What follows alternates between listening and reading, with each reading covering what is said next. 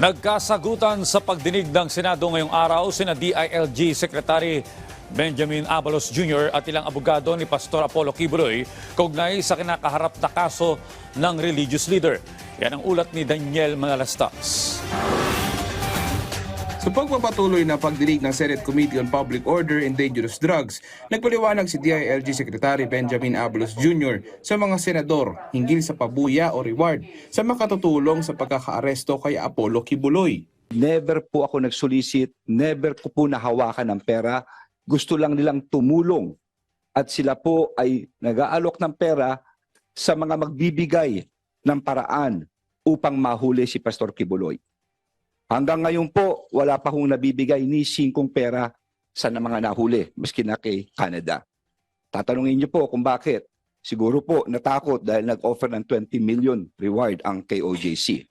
Nagkasagutan si Abalos pati na ang ilang abogado ni Kibuloy. Matapos basahin ni Abalos ang ilang testimonya at aligasyon kay Kibuloy ng ilang nagrereklamo. Babasahin ko lang po, si alias Amanda ay umarap sa Senado sa kanyang testimony noong Enero 23, 2024. Sabi ng isang kasamang pastoral worker, magpunta daw ako sa dining area ng Bible School dahil pinapatawag ako ni Jacqueline Roy. Sabi niya, parte daw ng trabaho ng Ministry of the Pastorals na imasahe si Kibuloy. Sabi niya, special privilege daw ito dahil hindi naman daw lahat nahahawakan at nakakalapit sa anak ng Diyos. The merits of the case, specifically the actual allegations in the affidavit complaint, should not be stated. Sana nakikinig lang siya, no? I mean, lahat naman tayo may tenga at naka-record to. Klarong-klaro sinabi ko, hindi ko sinight yung nasa kaso. Ang sinight ko yung dito sa Senado mismo. Dito yung hearing ni Senator Ontiveros. Ayon kay Abalos, ginagawa lang nila ang kanilang trabaho at dapat pakinggan ang mga akusasyon na pinupukol sa religious leader. Pakinggan natin ang akusasyon. Kung hindi totoo ito, okay, may karapatan siya sabihin niya hindi totoo.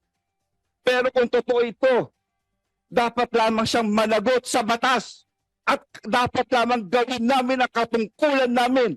If I may, Your Honor, I think Please, tatapusin ko lang. You will have your time. You will have your time. Sub judice, that goes into the very merits of the You will have case. your time, Atty. Torion. Yes, I know that. It is Your Honor. part of But the that is transcript of the Senate. improper. That is improper. Order. Kaya nga sinabi ko, mas mabuti sumuko na siya, magpakita na siya, at siya rin nagsasabi, nasa hearing ito para maklaro lahat. Because these are very serious allegations. And it's already people of the Philippines may warrant, hindi ba, Atty. Torion? Si Senator Ronald De La Rosa may tanong naman sa DOJ. Is putting a 10 million bounty on the head of Pastor Kibuloy legal. This is a reward, not a bounty. A bounty is for people who should be arrested because they are convicts of a crime. Doon sa opinion, sinabi naman namin doon na legal. Legal ang pag-alok ng pabuya o ng reward sa mga individual na makakabigay ng impormasyon upang maaresto na makakatungo sa aresto ng isang tao. Ayon pa sa DOJ, maliwanag sa ating sistema na hindi bawal ang pabuya para mahanap ang isang akusado at madala sa husgado. Dagdag pa ng kagawaran, walang distinction sa batas natin sa magiging source ng pera na magagamit bilang pabuya. Kaya walang masama kung manggagaling sa mga pribadong individual ang salapi. Daniel Manalastas para sa Pambansang TV sa Bagong Pilipinas.